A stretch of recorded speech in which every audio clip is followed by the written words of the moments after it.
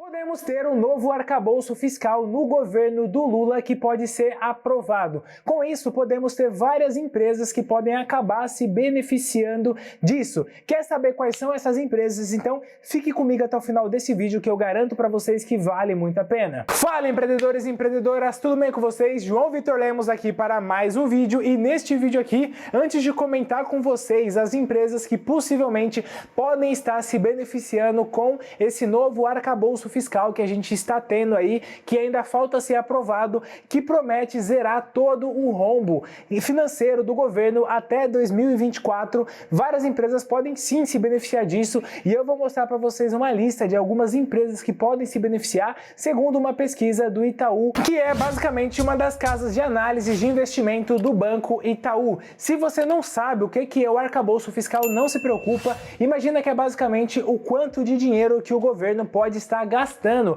no próximo ano. Hoje nós utilizamos uma métrica que é o teto de gasto, que limita os gastos do governo sempre ao que ele gastou no ano passado, corrigido pela inflação. Então vamos supor que o governo tenha gastado no ano de 2022 R$1 trilhão e a inflação foi de 10%. Significa que no ano de 2023 o máximo de dinheiro que o governo poderia estar gastando seria de R$1 trilhão e 100 bilhões de reais. Não mais do que isso, esse é o limite máximo que ele poderia estar gastando. Porém, esse novo arcabouço fiscal que o nosso atual ministro da Economia está propondo é um arcabouço fiscal onde a gente teria o gasto do governo sendo no máximo 70% das receitas do governo. Sendo assim, a gente sempre teria uma situação superavitária, uma situação onde a gente tem mais receita do que gastos, o que é realmente muito benéfico. Então imagina, por exemplo, que o governo teria arrecadado R$1 trilhão em receita através da arrecadação de impostos. O máximo que ele poderia estar gastando, caso o arcabouço fiscal for aprovado, vai ser 700 bilhões de reais. Não mais do que isso, porque é o limite máximo que ele está gastando.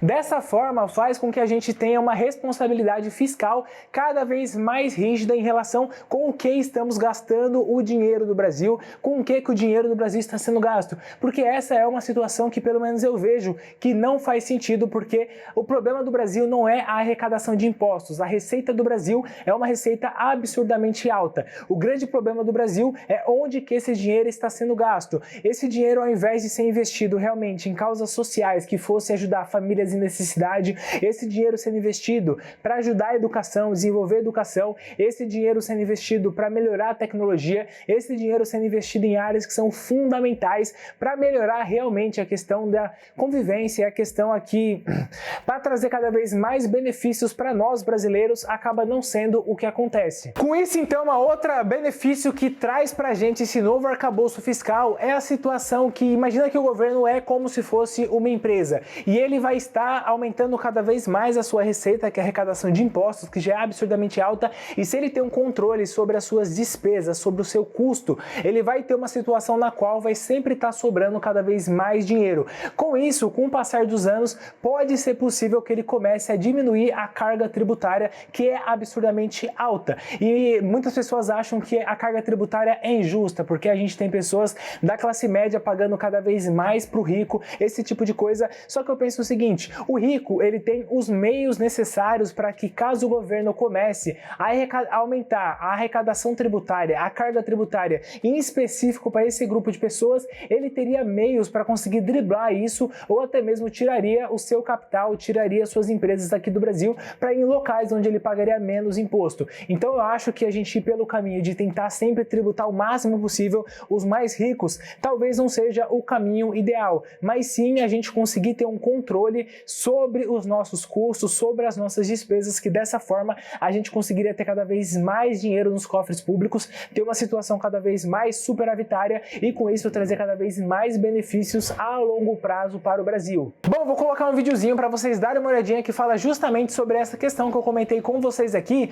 falando que a única linha de receita que o governo tem é a arrecadação de impostos. Depois eu volto aqui para apresentar para vocês as empresas que podem estar se beneficiando dessa possível diminuição da nossa taxa de juros com o novo arcabouço fiscal. Isso acaba sendo o que mais interessa para vocês, então fica comigo, continua que eu vou trazer para vocês essas empresas. Mr. President, one of the great debates of our time is about how much of your money should be spent by the state and how much you should keep to spend on your family. Let us never forget this fundamental truth. The state has no source of money other than the money people earn themselves. If the state wishes to spend more, it can do so only by borrowing your savings or by taxing you more. And it's no good thinking that someone else will pay. That someone else is you.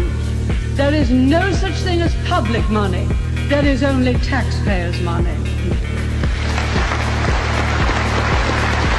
Bom, a casa de análise do Itaú BBA fez uma análise na qual eles analisaram um período de diminuição da taxa básica de juros, que foi lá no período de 2016 a 2020, como que foi, quais foram as empresas que se beneficiaram durante essa situação, as empresas que se valorizaram durante esse período, e basicamente eles fizeram um exemplo simulado de que essas empresas têm grande chance também de poder se beneficiar, porque a situação que a gente pode ter, caso os juros reais comece a cair, a taxa de juros comece a cair, a gente vai ter uma situação muito semelhante. Bom, são as empresas que tiveram o melhor desempenho de 2016 a 2020, a Magazine Luiza, que é o ticker de negociação MGLU 3, a Prio, que tem o ticket de negociação Prio 3, a Gol, que tem o ticket de negociação Gol 4, a Bradespar, que tem o ticket de negociação BRAP 4, a Uzi Minas, que tem um ticket de negociação Uzi M5, a Via, que tem um ticket de negociação